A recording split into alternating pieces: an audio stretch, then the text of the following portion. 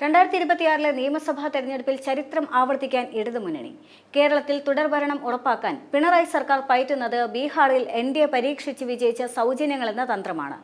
ബീഹാറിൽ മുഖ്യമന്ത്രിയുടെ വനിതാ തൊഴിൽ പദ്ധതി ആരംഭിക്കുകയും ആദ്യ ഗഡുവായ 10,000 രൂപ വീതം 75 ലക്ഷം സ്ത്രീകളുടെ ബാങ്ക് അക്കൗണ്ടുകളിലേക്ക് മാറ്റുകയും ചെയ്തതാണ് അവിടെ എൻഡിഎയുടെ കൂറ്റൻ വിജയത്തിന് വഴി തുറന്നത്.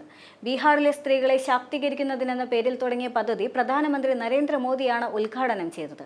ഈ പദ്ധതി പ്രകാരം മൊത്തം 7,500 കോടി രൂപ നേരിട്ട് സ്ത്രീകളുടെ അക്കൗണ്ടുകളിലേക്ക് മാറ്റി. ഇതോടെ വനിതാ വോട്ടുകൾ അപ്പാടെ എൻഡിഎയിലേക്ക് മറിഞ്ഞു. കേരളത്തിലും നിയമസഭാ തെരഞ്ഞെടുപ്പ് ലക്ഷ്യമിട്ട് വീട്ടമ്മമാർക്ക് പെൻഷൻ അടക്കം ആനുകൂല്യങ്ങൾ പ്രഖ്യാപിച്ചിരിക്കുകയാണ് ഇപ്പോൾ. 1 കോടി കുടുംബങ്ങൾക്കാണ് ആനുകൂല്യം എത്തിക്കുക. 60 ലക്ഷം സാമൂഹ്യ സുരക്ഷാ ക്ഷേമനിധി പെൻഷൻ ഗുണഭോക്താക്കൾക്ക് നവംബറിൽ 3,600 രൂപ വീതം ക്ഷേമ പെൻഷൻ ലഭിക്കും.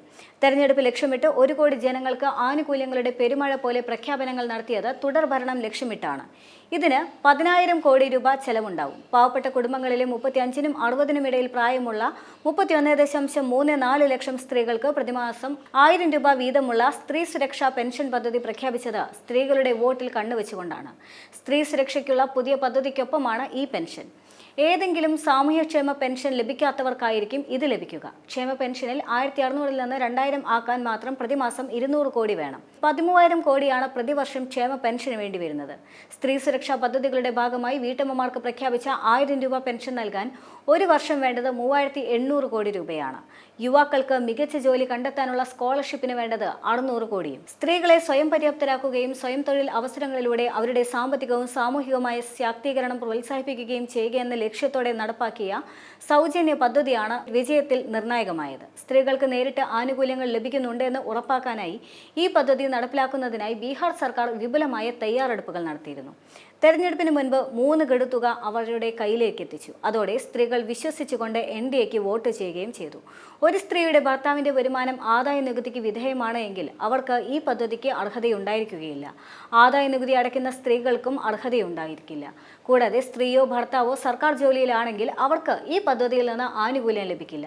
ഇതിനു പുറമെ സ്ത്രീയോ ഭർത്താവോ കരാർ ജോലികൾ ചെയ്യുന്നുണ്ടെങ്കിൽ അവർക്കും ഈ സ്കീമിന് അർഹതയുണ്ടായിരിക്കില്ല.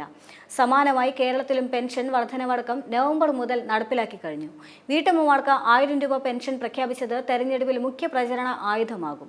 ക്ഷേമ പെൻഷൻ കുടിശ്ശിക പൂർണ്ണമായും കൊടുത്തു തീർത്തു. നവംബറിൽ 3,600 രൂപയാണ് ഗുണഭോക്താക്കൾക്ക് കിട്ടുക. വർദ്ധിപ്പിച്ച 2,000 രൂപ പെൻഷൻ നവംബറിൽ തന്നെ വിതരണം ആരംഭിക്കുകയുമാണ്. അതിനോടൊപ്പമാണ് നേരത്തെ ഉണ്ടായ കുടിശ്ശികയിലെ അവസാന ഘടുവും ലഭിക്കുക. നവംബർ 20 മുതൽ പെൻഷൻ വിതരണം ആരംഭിക്കും. വർദ്ധിപ്പിച്ച പെൻഷൻ വിതരണത്തിന് 1,042 കോടി രൂപയും 1 ഗഡു കുടിശ്ശിക വിതരണത്തിന് 824 കോടി രൂപയുമാണ് അനുവദിച്ചത്. ഇത് തദ്ദേശ തെരഞ്ഞെടുപ്പിലും പ്രതിഫലിക്കും.